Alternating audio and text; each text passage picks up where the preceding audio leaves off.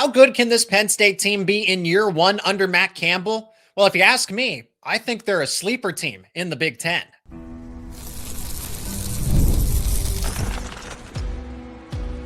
You are Locked On Nittany Lions, your daily podcast on the Penn State Nittany Lions. Part of the Locked On Podcast Network, your team every day. My name is Seyko. I'm your host of the show as always. He is Pat Koerbler over from Black Shoe Diaries as we are talking spring camp battles, breakout players to watch for, just takeaways here after seeing a few practices unfold and the intel around this team. Pat, I want to start things off big picture, and then we'll go to those camp battles and the breakout players in the upcoming segments. Just how good this Penn State team can be.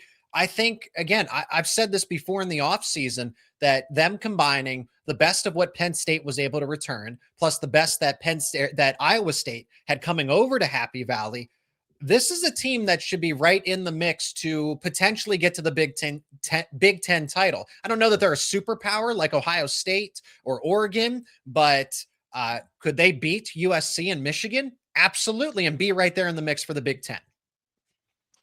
That schedule is going to be a big part of it, right? Because like you said, there is no Ohio State out there. There is no Oregon out there. And I think just like generally speaking, just kind of the way that college football has gone, that you're not going to see like the dominant teams that we've seen in the past. I mean, we just saw a national championship with Indiana winning it. So it's just a different era of college football. Not to say that it's like completely wide open, because, I'm not saying Penn State's going to go out here and win a national championship next season, but a nice, easy schedule. Yes, they don't return a lot of starters, but they do have a lot of experience just being that. I mean, what is that? I mean, I think they are returning a lot of starters. Rocco Beck is a return. He is a starter that is returning. Carson Hansen is a starter that is return. So your quarterback, running back, wide receivers, tight ends. I guess it's your offensive line that turns over a ton. And then you bring guys from the secondary, linebackers. So a lot of Iowa State players are former starters. And then you get those breakouts that have been waiting in the wings at Penn State. Yeah, and that's the thing. And I'm sure we'll talk about this more, but kind of like position battles and where Penn State is the weakest. Like, it's just a little bit different this go around compared to years past, where it's like you right, like someone can argue basically any position group is a weakness. Somebody can argue that like any position group is a strength. And that wasn't always the case under James Franklin, right? It basically came down to one or two positions, but you knew that Penn State was going to go 10-2 or there in or around those parts. And we're just at it's a different program right now. And it's just weird to be going to the season, and even for myself, right? Like I have kind of started my spring football prep and looking at teams across the country. And it is just weird not knowing exactly what to expect from the Penn State team. It's exciting, but also a little bit of anxiety in there too. I mean, when I look at because Penn State can't control, what Ohio State does, what Oregon does, I would say Indiana. If we're trying to rank them into tiers, I would put those three in tier 1, tier A. Tier 2, tier B is Michigan, USC, and Penn State. And it's not like Michigan and USC should easily beat Penn State. Do you know that? Do you know that for a fact? If you think and just dismiss Penn State, because like you said, we don't know how good this team can be. And that's my point is we don't know how underwhelming, we don't know how overwhelming this Penn State team can be. Again, when you are returning the core, when you're bringing over the core of the Iowa State team, and then you're adding in the key Penn State players that you wanted to keep, Tony Rojas, Andrew Rapplier, and Anthony Donko. And then you have to bank on getting a breakout from somebody like a Malachi Goodman, for example, or a breakout from Koby Howard or Quentin Martin. So I'm already starting to tease the upcoming segments here. But that's the thing. Those guys were part of conference title contending teams at Iowa State, and they get another year under their belt. They've gone through that adversity of injuries. You have better depth. What's to say? Again, it's not like Penn State's going to be a 3-touchdown underdog to Michigan. That one's in Ann Arbor. But I would say if it's a one-score, I expect a one-score game, probably 5 or 6 points on the spread in favor of Michigan. And then USC comes to Beaver Stadium. That's maybe a 3-point spread in favor of USC. Those are both very winnable games for Penn State. Yeah. And right. So much of the focus has been on that, the 2-game stretch there of hosting USC and then going to Michigan. And then I think the other game that people, Washington. I think I think the other game that people are looking at though is like that Washington, and it's like those are like kind of the three big games for Penn State. If you go 2-1, you probably feel really, really good about where Penn State is at. Ideally, that's 11-1 season in my mind. But here's the thing, though. I just caution people with. We all knew what to expect with James Franklin up until last season, right? You didn't have like those upsets until UCLA and Northwestern back-to-back weeks, 20 plus favorites, right? We don't have to get into the whole thing, but right for 2022, 2023, 2024, Penn State won the games that they were supposed to do. I'm not saying that Penn State is going to go out there and lose to Wisconsin or lose to Northwestern or lose to Rutgers or Maryland or whoever it might be. I hope not.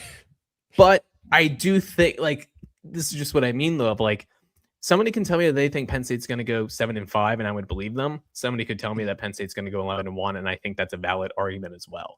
It is just such a we don't know what we don't know about this. The range of outcomes is very wide.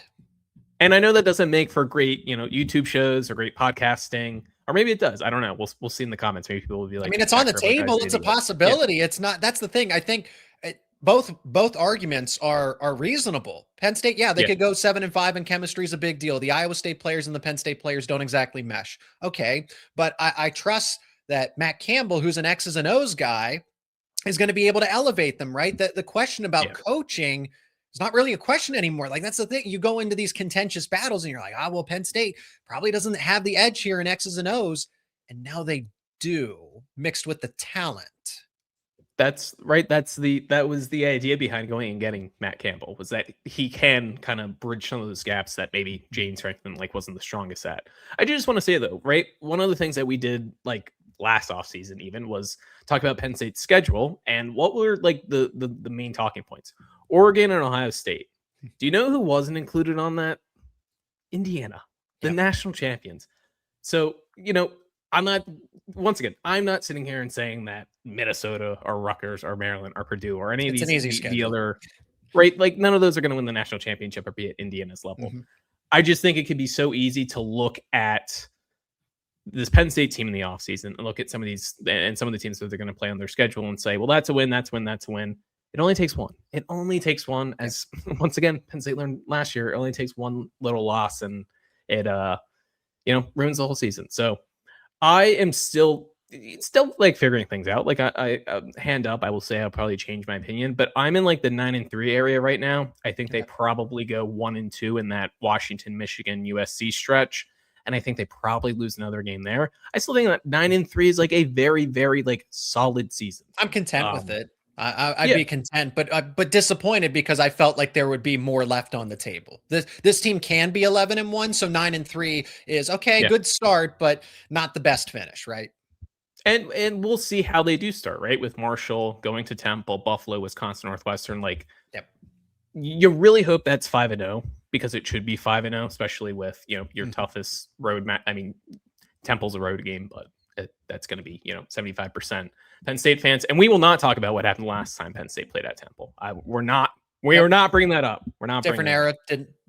Didn't happen this is the Matt Campbell era, right? But speaking of the Matt Campbell era, breakout players, there's a ton of spring camp battles because this is a new team. They're trying to blend Penn State and Iowa State together. What does this group look like? Which battles and players do you need to know about? That is coming up next here on Locked On Nittany Lions.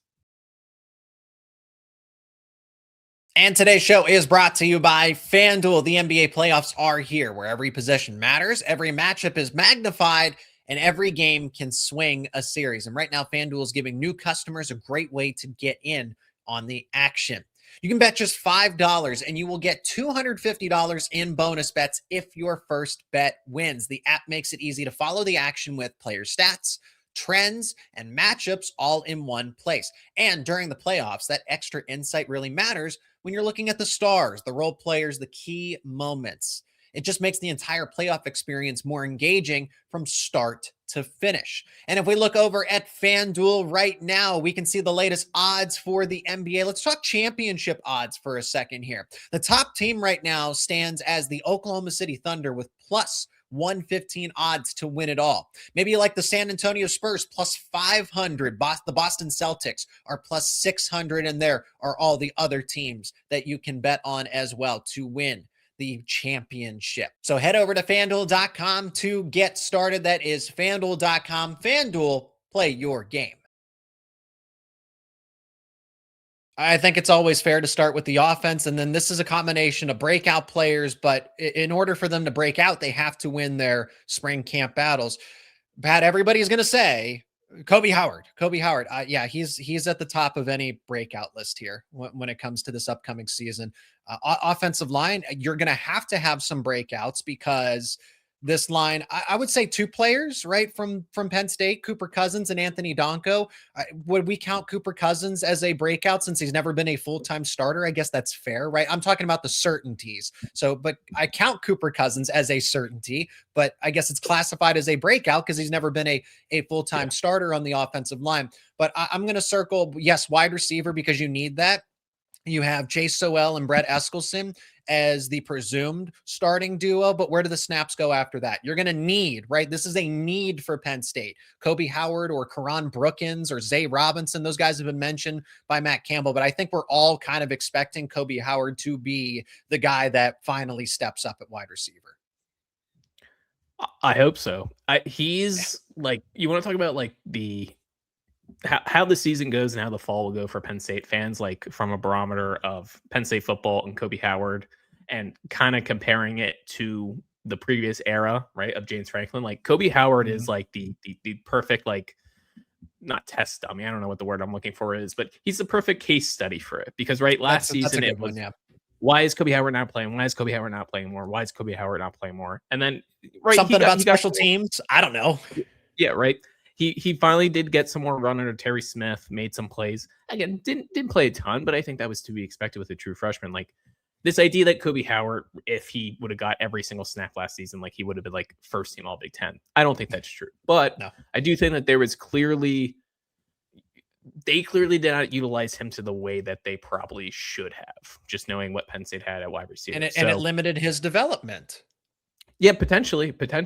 Once again, that is one of those things of, right, if you talk to James Franklin or whoever, and maybe it's like, oh, he needed a year of not playing full time. Like, I don't know.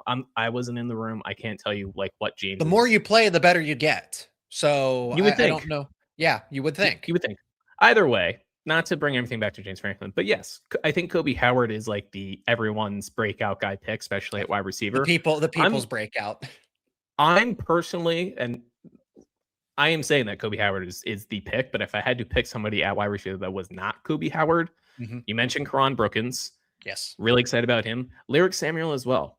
Penn State just has not had one of these 6'4", 6'5" big body wide receivers that have hit in a while. They've recruited, they've recruited quite a few throughout the years. I mean, you can talk about like Irvin Charles, you can talk about Blake Mega, Juwan Johnson. That would be the last guy that I thought was a serious, defenses had to game plan for him. And then after that, it's Allen Robinson for tall wide receivers. Yeah. But even for Juwan, right? It's like he had the one good 2017 season, struggled in 2018 and then transferred. So it's like, okay, we didn't really get much out of that.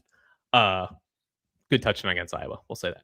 Anyway, we just haven't had one of those big wide receivers that have hit. So it just feels like just based on luck, just based on timing, like finally, like some random guy, Karan Brookins just hit. Some random guy like Lyric Samuel just hit. Like I almost look at like what Indiana did last year, where Charlie Becker, right, didn't play a whole ton to begin the season. He's a big kid, 6'3", 215.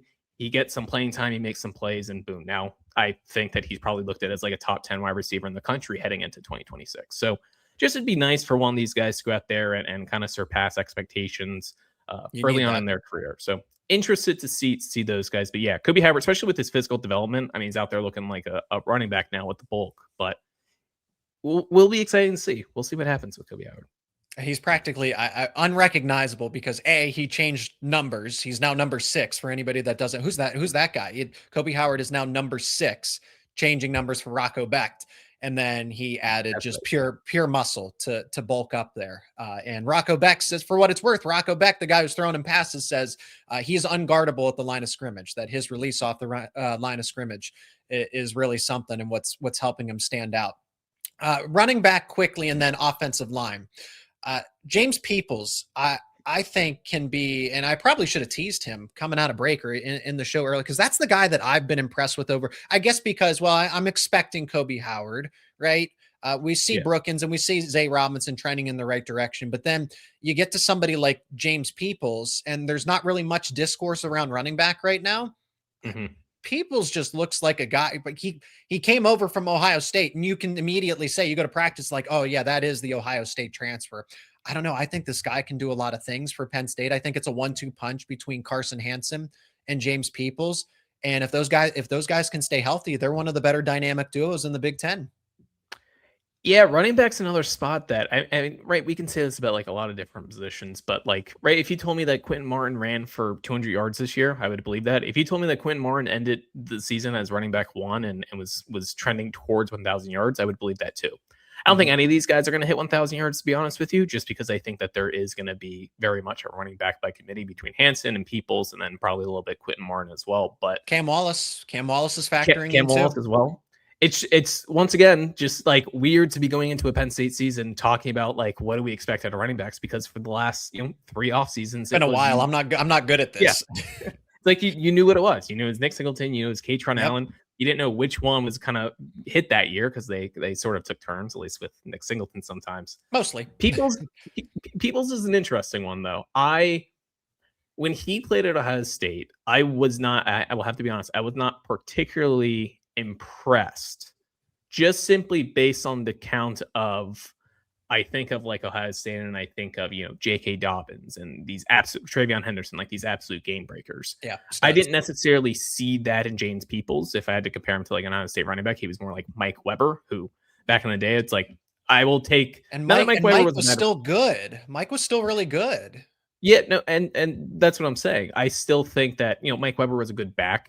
I think that James Peoples can be a good back as well. I just don't know, right, if he's going to be like a first team All-American guy. But I don't know if you necessarily like need that at running back, especially with what Penn State has with, Hansen back there, and we'll see with Quentin Martin as well. But Peoples, I just think he's going to be an all-around solid running back. Maybe the ceiling is a little bit lower for him than it has been for other running backs in the past, but I do think his floor is pretty high. Like, I would be surprised if James Peoples, if we look back on, Peoples' season and think, he didn't live up to expectations. Like, I think he will be at worst a solid running back, just maybe not someone with, first team all Big Ten quality. And I think he's somebody that can do it all, right? Carson Hansen, I'm expecting to be the power back and the guy that Penn State, when they're in power football, right? They try to run the football at the end to close out games. And then Peoples, he's your change of pace back, but also he can be that guy that carries you to a victory, right? He looks like a shorter power back. Okay. Hansen 6'2", and I think Peoples is 5'10". I think he looks a little shorter than that, but that height's not an issue. I'm just saying that, because of his height, don't just dismiss him as some speed back. No, the guy is built to run through you or around you. So it was a really nice pickup for Penn State and could pay dividends on the offense. So we got to stick with offense here coming up, because we got to get to the offensive line. There really aren't that many battles on the defensive side. I think that's actually pretty straightforward, except at edge defender. We're going to talk about that next here on Locked On Nittany Lions. Today's episode is brought to you by TurboTax. It is tax time, but for a lot of us, the old way of doing taxes is a lot. Trying to book an appointment that is not the most convenient, sitting in a waiting room with a stack of papers, emailing back and forth and wondering if they really get your situation. But this year, you're getting a major upgrade. Intuit TurboTax now has in-person locations nationwide. You can meet face-to-face with a real tax expert, and your documents get uploaded straight to your TurboTax app on the spot. And just like that, you are done. Your TurboTax expert works to get you every dollar you deserve, while you get real-time notifications as you go about your day. It is the relief of walking in and meeting a real person and walking out knowing your taxes are being handled right. Head to turbotax.com/local to find a store near you and book your appointment. All right, Pat, let's quickly get to the offensive line, because again, we got other position groups to kind of dissect over on the defensive side of things. An edge defender, I think, is probably the one that I would circle with uncertainty, but hey, maybe some promise, right? Offensive line. If I'm projecting the starting group, I think the five-star Malachi Goodman is finally in line to get, and I say finally, he's in his second year, but left tackle and I would say center are the spots that are uncertain. But honestly, this is what my projection would be. I would feel confident with a line of Malachi Goodman from left to right. Malachi Goodman, Trevor Burr coming over from Iowa State, Brock Riker coming over from Texas State, and then you have Cooper Cousins at right guard, Anthony Donko at right tackle.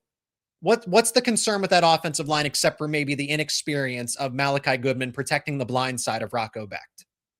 But he's a 5-star. So I'm interested to see what they do with Donko, because I wouldn't be shocked if they toss him on the left side. And I know he's been. Should they do that? But you're asking the wrong guy. I don't know. I do know, right, that Donko has not been, available during spring practice. Mm-hmm. So that's why, I mean, Donko will be fine no matter what, but it just would have been nice to see him, give him the spring, see if he can figure things out on the left side. Every offensive lineman is different. Some of them can bounce between guard and tackle. Some are fine bounce between tackles. Others, it's like, oh, I'm only good on the left side. Others, I'm only good on the right side. I don't know where Donko feels most comfortable. I just, if you're looking at an offensive line, you have someone like Anthony Donko, who, yes, played guard last year. I thought that he was better as a tackle at right tackle in 2024.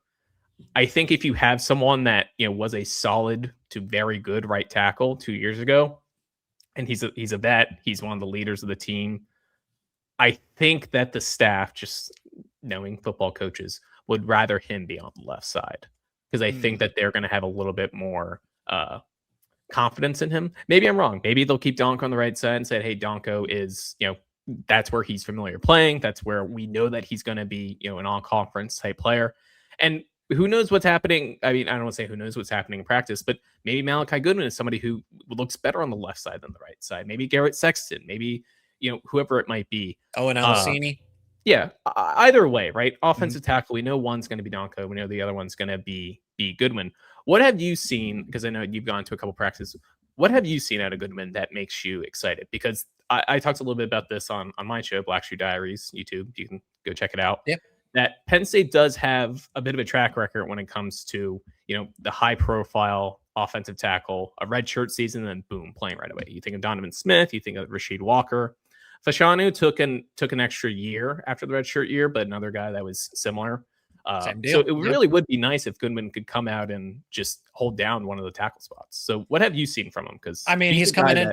I'm excited about. He's coming in as a 5-star, right? Mm-hmm. And he's 6'6", 330, and he moves like he's 30 pounds lighter. So it's the athleticism. I think the technique and kind of the awareness of being, okay, you're a red shirt. Are you going to be able to pick up the stunts, the blitzes? Mm-hmm. But when it comes to one-on-one with athleticism, what defensive end is going to bully him around? I think the concern is, can you pick up the blitzes? Can you handle the technique that is demanding of a left tackle? But positive intel across the board from Goodman. It's tougher to see offensive line because they're on the other side of the practice field, and they keep us on one side, and they have a different position group. So great to see. That's why I'm a big fan of James Peoples, because I've seen him a time. But then Brock Riker and Malachi Goodman, you're going off of a lot of what the coaches are saying, because you just don't. So I guess I got to take binoculars to see the other side of Haluba Hall. Speaking of the trenches, I think defensive line is the group, because a linebacker, look, you have Tony Rojas, you have guys like Koerbler coming over. Alex Tatch, I think, is somebody that's probably a breakout player. I guess we could. My guy Caleb Bacon. Have to mention Caleb Bacon, Zach. Caleb Bacon too, right? Caleb Brazina is another veteran that, again, so the linebacker group, a lot of snaps to go around, but I think Tony Rojas is going to be your playmaker once he's healthy again. Tatch to watch, but there's really not a debate as far as, okay, well, what does the depth chart look like? I think that's pretty straightforward. Same thing with the secondary, right? Mm-hmm. You know that Marcus Neal's going to be a starter. You know that Zion Tracy's going to be a starter. You know that Davian Collins is going to get a ton of snaps. Darius Dixon, Jeremiah Cooper, right there. Secondary there's not really a lot up for debate, is my point. And I'm confident in those guys. It's defensive line, particularly at defensive end, where this is a lot of, I don't know. I don't know at this point in time. You would hope that Max Granville comes back from injury, and I would circle him as your best overall pass rusher. But then if someone said Ivan Kamaju from last season, you know that he's healthy. He's coming off of a strong true freshman season. And if you said, I think he's the best defensive end that Penn State has, how can I argue against you? So what do we like about edge defender? Because there's so much what if here. And I'm worried that if Granville or Kamaju are not available at any point in time of the season, this group becomes the Achilles heel of the defense. I think that the talent is there, right? Kamaju's a talented kid who I think if he lives up to his potential, it's not necessarily saying next season he's only going to be a true sophomore, but at some point in his career can be, a first team All Big Ten guy. I think that he is that good.